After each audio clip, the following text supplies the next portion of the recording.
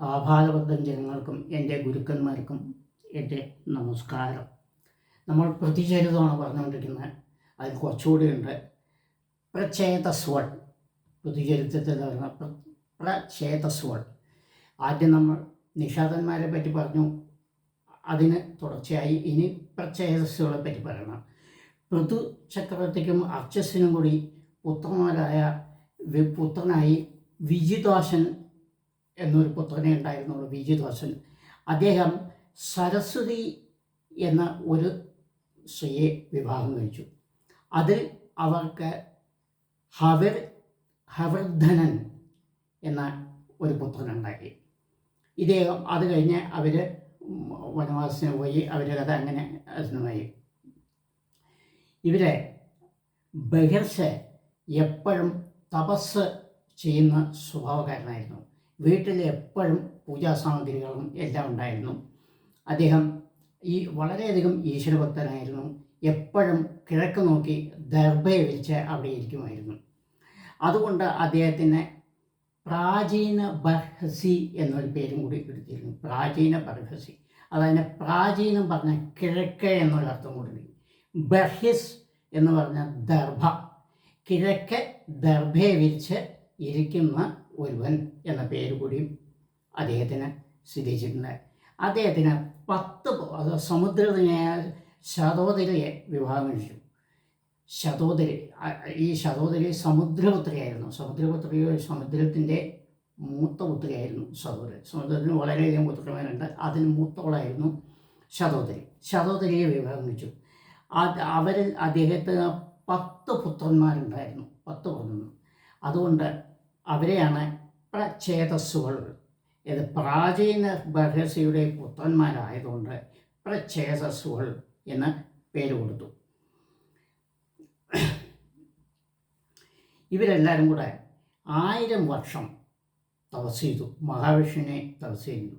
അതിൻ്റെ ഫലമായി 10 പേർക്കും കൂടി ഒരു പുത്രൻ നിങ്ങൾക്ക് ജനിക്കും എന്ന് മഹാവിഷ്ണു അനുഗ്രഹം ചെയ്തു. അതനുസരിച്ച് അവർ വനവാസത്തിനും പോയി. അത് കഴിഞ്ഞ് കുറേ കാലം എങ്ങനെയായിരുന്നു.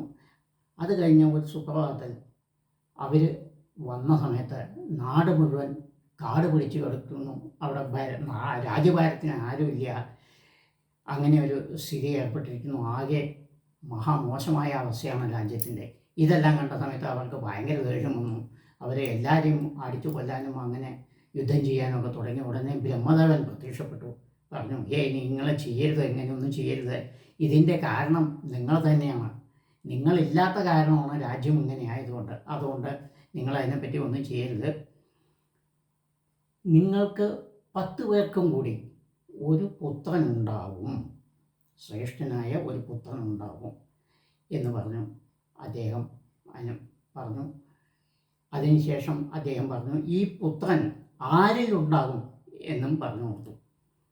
അതായത് അവിടെയുള്ള വനത്തിൽ ഒരു സുന്ദരി, മാരിഷ എന്ന ഒരു സുന്ദരിയായ ഒരു പെൺകുട്ടി അവിടെ വളരുന്നുണ്ട്. വനദേവതകളും വൃക്ഷങ്ങളും എല്ലാം കൂടി എടുത്ത് വളർത്ത കുട്ടികളാണ്. അമ്മ പ്രമോജ എന്ന ഒരു ദേവസുന്ദരിയാണ് അവർക്ക് ഈ കുട്ടിയുടെ അമ്മ. ഈ കുട്ടിയെ പ്രസവിച്ച ഉടനെ അവർ പോയി ഭൂമിയിൽ വിട്ടിട്ട് ഉപേക്ഷിച്ചു പോയി. അപ്പോൾ വനദേവതകളും വൃക്ഷങ്ങളും എല്ലാവരും കൂടി വളർത്തിയ കുട്ടിയാണത്. ഈ കുട്ടിയെ നിങ്ങൾ വിവാഹം കഴിക്കൽ, അതിൽ ഒരു പുത്രനുണ്ടാവും, ശ്രേഷ്ഠനായിരിക്കും എന്ന വരവും കൊടുത്ത് അദ്ദേഹം പ്രത്യക്ഷനായി. അതനുസരിച്ച് ഈ മാനുഷയ്ക്ക് മനസ്സിലായി നമുക്കിങ്ങനെ ഒരു സംഭവിക്കാൻ പോകുന്നുണ്ടെന്ന്. അതനുസരിച്ച് അവർ ഈ 10 പുത്രന്മാരെ പ്രഛേദസ്സുകളുടെ മുമ്പിൽ പ്രത്യക്ഷനായി അവരുടെ മുമ്പിൽ വന്നു നിന്നു. അതിൻ്റെ ഫലമായി അവരെ വിവാഹം കഴിച്ചു. അതിൻ്റെ ഫലമായി ഒരു പുത്രൻ ജനിച്ചു. അതാണ് ദക്ഷൻ, രണ്ടാമത്തെ ദക്ഷൻ. ഇതിനെപ്പറ്റി ഞാൻ ആദ്യവും പറഞ്ഞു കഴിഞ്ഞു, പിന്നീട് പറയാമെന്ന് പറഞ്ഞു. അതാണ് രണ്ടാമത്തെ ദക്ഷൻ. ഈ ദക്ഷ പ്രജാപതി എന്ന് പറയുന്ന, പ്രജാപതി എന്ന് പറഞ്ഞു കഴിഞ്ഞാൽ ഒരുപാട് കുട്ടികളുള്ളൊരു പ്രജാപതി പറയും. ഈ ദക്ഷന് ആദ്യം 1000 പുത്രന്മാരുണ്ടായി. 1000 പുത്രന്മാർ. പഞ്ചജനയുടെ പുത്രിയെ അസിക്സി എന്നു പേരായ പുത്രിയെ ദക്ഷൻ വിവാഹം കഴിച്ചു.